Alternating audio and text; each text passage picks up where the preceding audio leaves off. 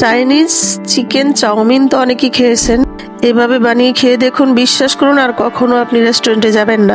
আসসালামু আলাইকুম everyone, welcome back to my channel আইবা ইয়ামি ফুডস।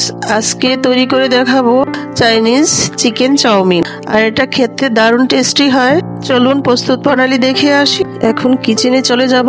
চুলায় একটা প্যান বসিয়ে রেখেছি, তার মধ্যে 2 চামচের মতো সয়াবিন তেল দিয়ে দিলাম সামান্য পরিমাণে রসুন কুচি, আদা কুচি এবং 1 মুঠো পেঁয়াজ কুচি, সামান্য লবণ, সামান্য পরিমাণে চিংড়ি মাছ, এগুলি দিয়ে নেড়ে চেড়ে নেব। এখন দিয়ে নিলাম 1 কাপের মতো চিকেন, এটাকে ছোট ছোট জুলিয়েন সাইজ করে কেটেছি লম্বা লম্বি করে। এখন দিয়েছি কাঁচা মরিচ, টমেটো কুচি, এগুলি দিয়েও নেড়ে চেড়ে নেব।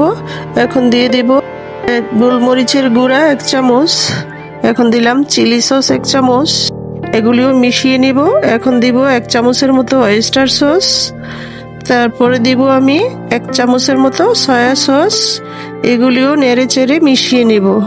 এখন আমি টেস্টিং সল্ট দিলাম 1 চামচের মতো। এখন গাজর কুচি, ক্যাপসিকাম কুচি এবং পেঁয়াজের পাতা দিয়ে দিলাম। আর ক্যাপসিকাম আর গাজরটা আমি জুলিয়ান সাইজ করে কেটে নিয়েছি, দেখতে সুন্দর লাগবে। আর আপনারা পছন্দ মতো ভেজিটেবল ইউজ করতে পারেন। আমি শুধু গাজর আর ক্যাপসিকাম এক রকমের ছিল হাতের কাছে, তাই দিয়েছে। এখন দিয়ে দেবো একটা ফ্যাটানো ডিম, ডিমটাও ভেজিটেবলের সাথে মিশিয়ে নেব। এখন আমি এগুলিকে নেড়ে চেড়ে হাই হিটে রান্না করব, উপরে নিচ করে দিব কিছুক্ষণ পর পরে। এখন সিদ্ধ করা নুডলসটা দিয়ে দিলাম।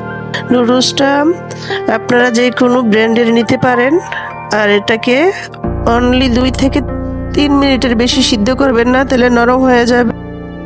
এখন দিয়ে দিলাম নুডলসের মশলা, এটাও সবজিগুলির সাথে নুডলসের সাথে সবগুলি ভালোভাবে মিশিয়ে নিব। মিশানো হয়ে গেলে এগুলি আবার উপরে নিচ করে একটু ঝাঁকিয়ে নিব। এই মুহূর্তে দিয়ে দিব 1 চামচের মতো চিনি।